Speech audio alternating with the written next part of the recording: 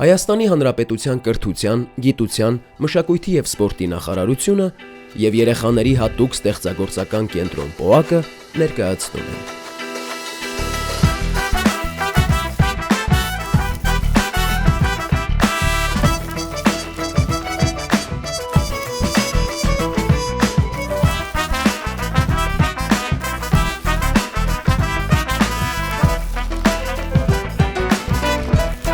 Քո արվեստը դպրոցում։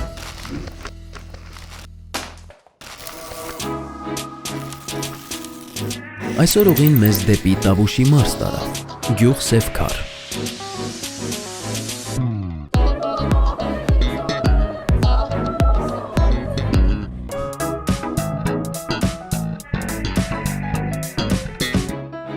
Օրվա հյուրը նկարիչ անիմատոր Գոռ Ենգոյանն է։ Գոռ Ենգոյան, նկարիչ անիմատոր։ Ծնվել է 1986 թվականին Երևանում։ 2003-ից 2006 թվականներին սովորել է Երևանի Գեղարվեստի պետական ակադեմիայում։ 2009-ից 2010 թվականներին վերապատրաստումներ է անցել արվեստի քննադատության և կուրատորական վերապատրաստման դպրոցում։ 2005 թվականից սկսած, որպես անիմացիայի նկարիչ և նկարազարդող, աշխատել է բազմաթիվ ընկերություններում, Ազգային կինոկենտրոնում, Հայֆիլմ կինոստուդիայում և այլն։ Ներգրավված է եղել մի շարք մշակութային ծրագրերում։ 2017-ից 2019 թվականներին եղել է Նորարար փորձառական արվեստի կենտրոնի կերպարվեստի բաժնի ղեկավարը։ 2019 թվականից մինչ օրս On-Off անիմացիոն ստուդիայի նկարիչների թիմի ղեկավարն է։ 2009 թվականին Նորարար փորձառական արվեստի կենտրոնում կայացել է Գոռի առաջին անհատական ցուցահանդեսը «Հավակնություն կամ պրետենզիա» խորագրով, որին հետագայում հաջորդել են ևս 3-ը՝ «Մեկ գործի ցուցադրություն», «Ժամանակակից արվեստը շռայլություն է Հայաստանում», «Արվեստ»։ 2023 թվականին Գոռ Ենգոյանի «Վերադարձ դեպի ռոք» ֆիլմը ճանաչվել է որպես լավագույն հայկական կարճամետրաժ անիմացիոն ֆիլմ «Ռեանիմանիա» անիմացիոն ֆիլմերի և պատկերապատման արվեստի միջազգային փառատոնի կողմից։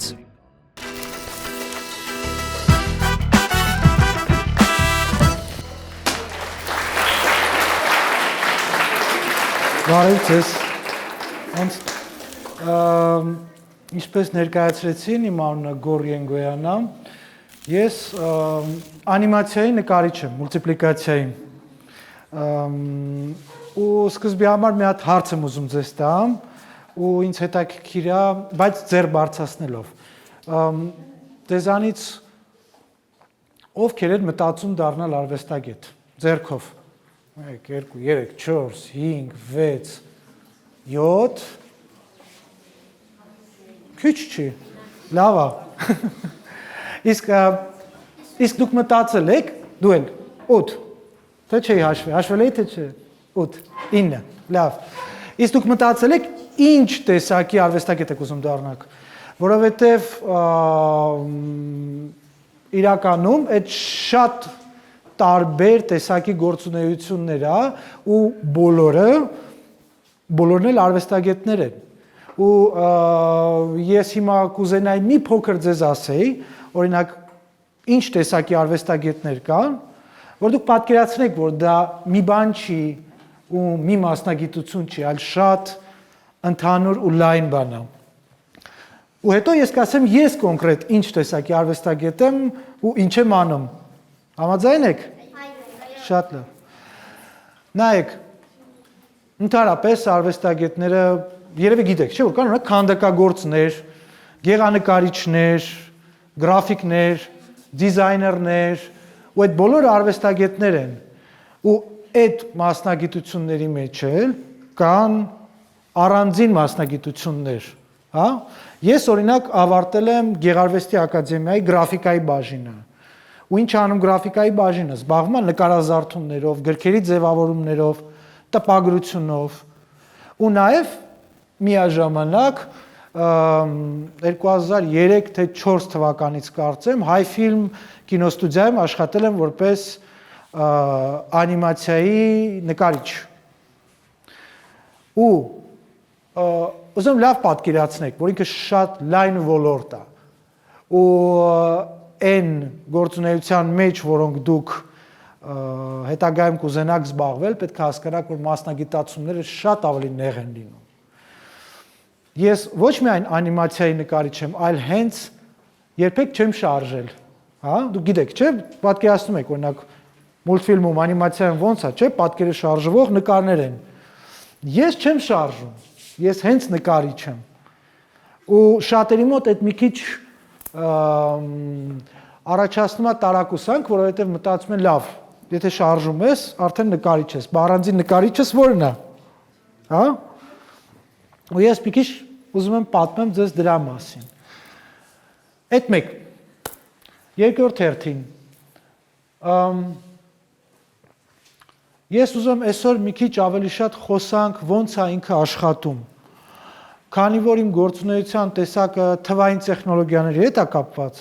այսինքն ամբողջ արտադրանքը, ամբողջ պատկերը, հա, որը մենք ստեղծում ենք, թվային է։ Ու հիմա պետք է հասկանաք, որ առանց այդ ոլորտի ոչ մի կերպ հնարավոր չի աշխատել։ Այստեղ գալիս է երրորդ մասը, հա, ու երրորդ մասը ամենակարևորն է, որ արվեստագետ լինելու համար շատ քիչ է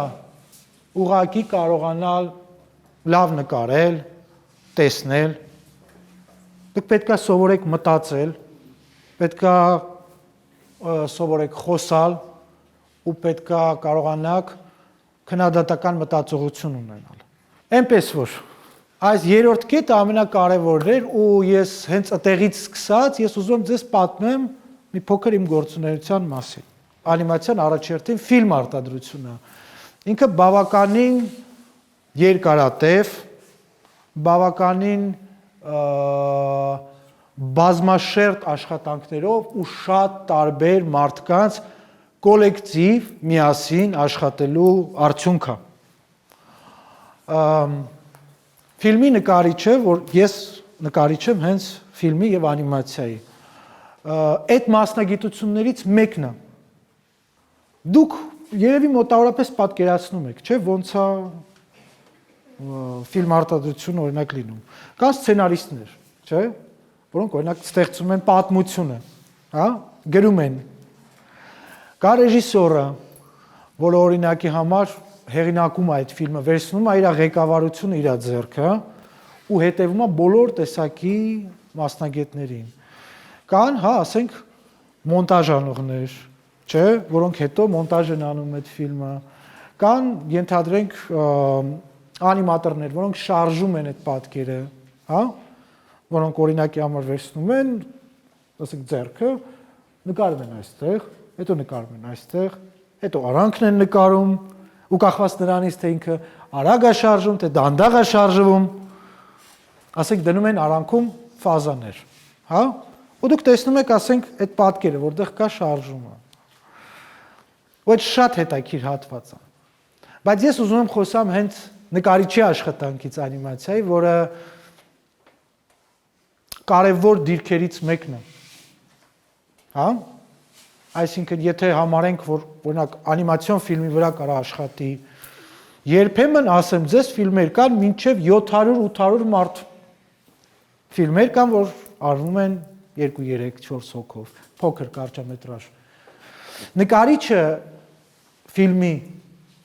դա այն հիմնական ղեկավարող օղակներից է, որը պետքա հետևի, որ ֆիլմը լինի իր գեղարվեստական ամբողջականության մեջ։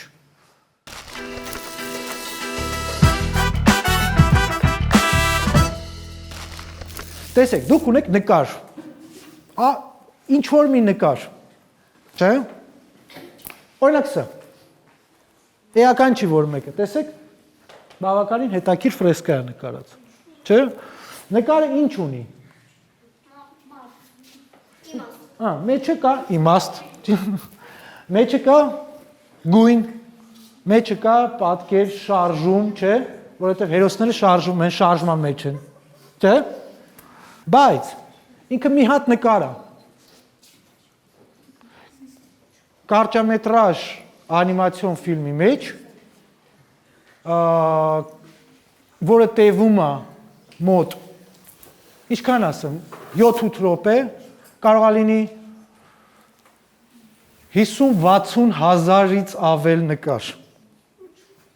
Պատկերացրեցիք, իսկ դուք դա տեսնում եք որպես մի հատ ընթացք, 5 րոպեեր գնաց։ Ու ոնց անել, որ այդ նկարների հերթականությունը մեկ էլ չդառնա լրիվ ուրիշ բան։ Հասկանում եք, որովհետև ասենք 10 րոպեանոց ֆիլմի վրա 20-30 հոգանոց թիմը կարող է աշխատի 6-7 ամիս։ Բայց ոնց անել, որ այդ սաղ չխառնվի, որ տեսեք կա գույն, չէ, ոնց ասացի, պատկեր, իմաստ, ու դու պետք է նենց անես, որ այդ ամբողջը սենց ձեռներիդ մեջից չկորի, որովհետև եթե դու բաժանում ես դա այդքան մարդու աշխատանքի մեջ ու 50,000 նկար ես անում մեկի տեղը, պատկերացրեք ինչ տեղի կունենա։ Այս ես ձեզ ասացի ընդամենը կարճամետրաժ փոքր ֆիլմի, իսկ ֆիլմեր կան, որ ժամուկես կամ 2 ժամ են տևում, գումարեք։ Հիմա ինչ անում բեմադրող նկարիչը։ Ինքը հետևում է,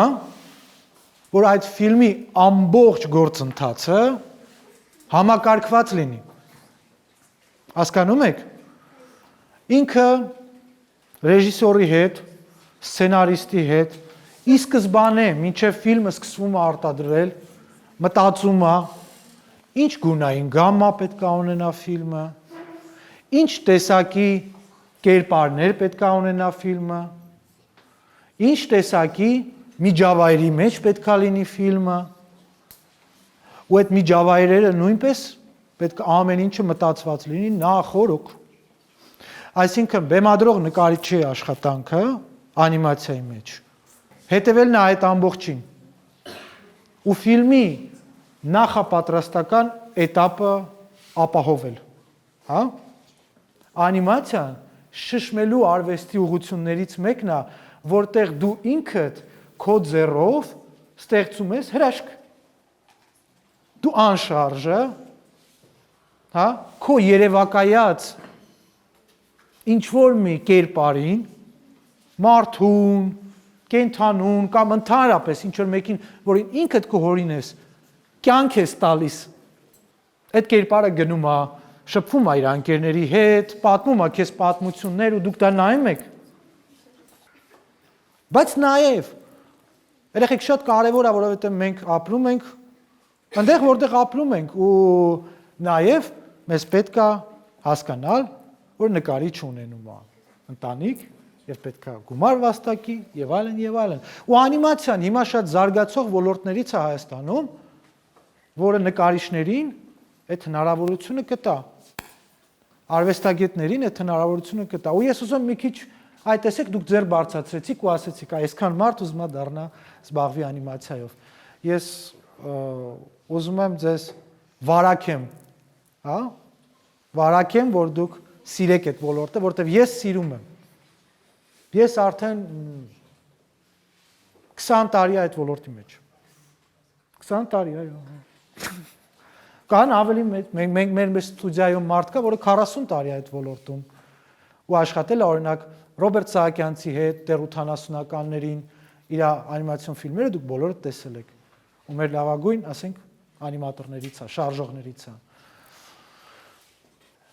Եկեք մի քիչ կառուցվածքից խոսամ, որ դուք պատկերացրեք օրինակ, լավ, sense ոգևորիչ բաներ ասեցի, բայց ինչ է իրանից ներկայացնում, հա, այդ աշխատանքը, բուն աշխատանքը, որով օրինակ ես զբաղվում եմ հենց հիմա, հա, մեր ստուդիան on-off անիմացիոն ստուդիան է։ Մենք հիմա ունենք 2 մեծ նախագիծ։ Մեկը տենց լիամետրաժ անիմացիոն ֆիլմ է, կոչվում է Զաքո, եւ ունենք Սևանիկ նախագիծը, որը պետք է լինի 10 սերիանոց, 10 մասով անիմացիոն ֆիլմ երեխաների համար ու օրինակի համար։ Ինչ է ես անում, որպես ես այդ անիմացիոն սերիալի բեմադրող նկարիչն եմ։ Սերիալը բավականին մեծ աշխատանք է, որովհետև ինքը մեծ հաշվով լիամետրաժ ֆիլմի ծավալ ունի աշխատանքի, հա? Ու ինչ է ես օրինակ հենց երեք անում։ Ես նստած լուսանկարներ էի հավաքում Սևանի տարբեր տեղերից տարբեր եղանակներին։ Կազմում էի այսպես շարքեր, որոնց մեջ նշում էի, ասենք, գունային գամման, որը օգտագործվելու է հենց այդ սերիայի համար ու հենց այդ եղանակի համար։ Որովհետև եթե օրինակի համար այդ մայիսն է, ծաղկում են կակաչները, չէ՞, կանաչ է ամեն ինչ, ջրի գույնը ուրիշ գույնի է, օդի խտությունը ուրիշ գույնի է, ու նշանակում է մայրամուտի ժամանակ արևը օրինակ ուրիշ գունավորում է տալիս երկնքին։ Իսկ ձմեռը ուրիշ, որովհետև օդը սառն է ու օդի խտությունը փոխվում է։ Ու երբ որ ես նկարեմ, հա, օրինակի համար ֆիլմի մեջ գտնվող օրինակ Սևանի մեծ պանորաման, ես ապրիլ ամսվա համար կօգտագործեմ ապրիլի գունային տախտակը, մայիսի համար մայիսի գունային տախտակ։ Գիտեք ինչի համար է պետք այդքան բարդացնել գործը։ Որովհետև եթե դուք այդ խառնեք, հետո դուք այդ ֆիլմը նայեք, մենակ իր գունային բալանսը ձեզ շփոթմունքի մեջ է գցելու ու դուք չեք կարողանալու հետևեք սյուժետին։ Այդ նկարիչի աշխատանքն է։ Այսինքն դուք այնտեղ դիալոգ է լինելու, հետևը գույները փոխվելու է։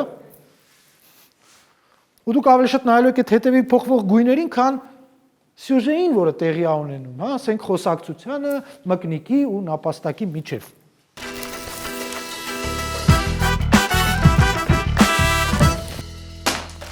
Ինչով եք սիրում ավելի շատ զբաղվել եւ ինչն եք այդքան շատ սիրում։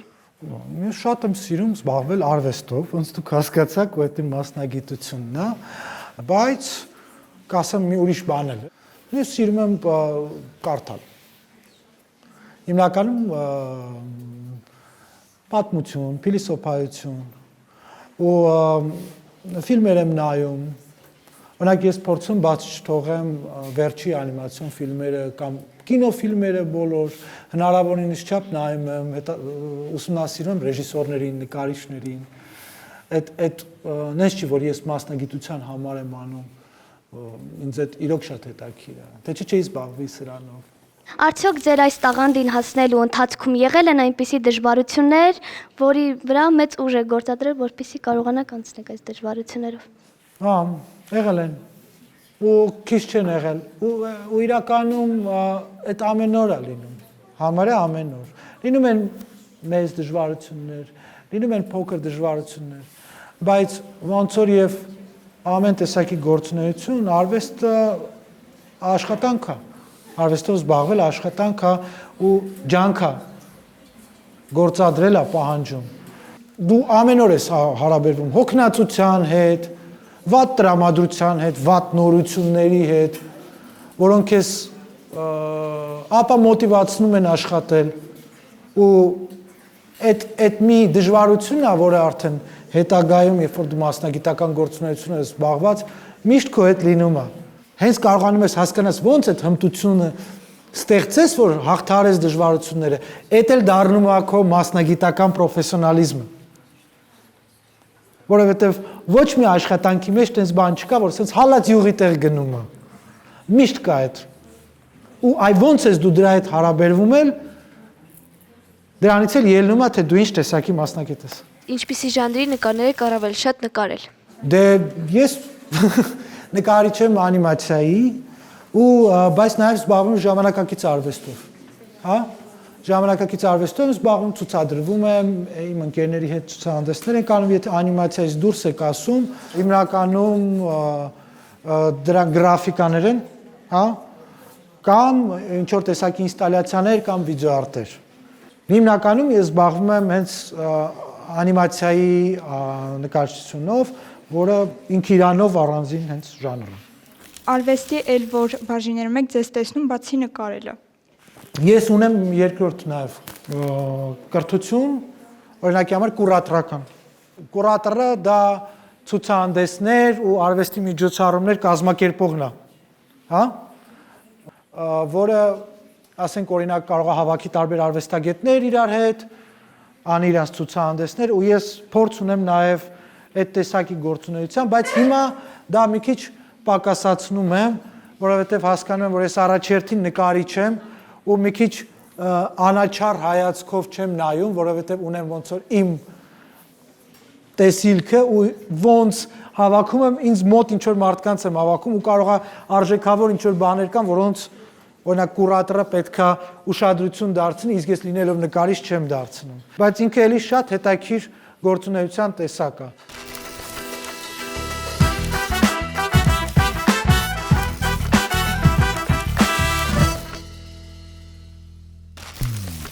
Որն է ձեր ամենաջերմ հիշողությունը մանկությունից։ Երևի կասեմ են ինչ-որ առաջինն է մտքից գալի, հիշում եմ մի անգամ պապիկիս հետ սպասնում ենք ու տենց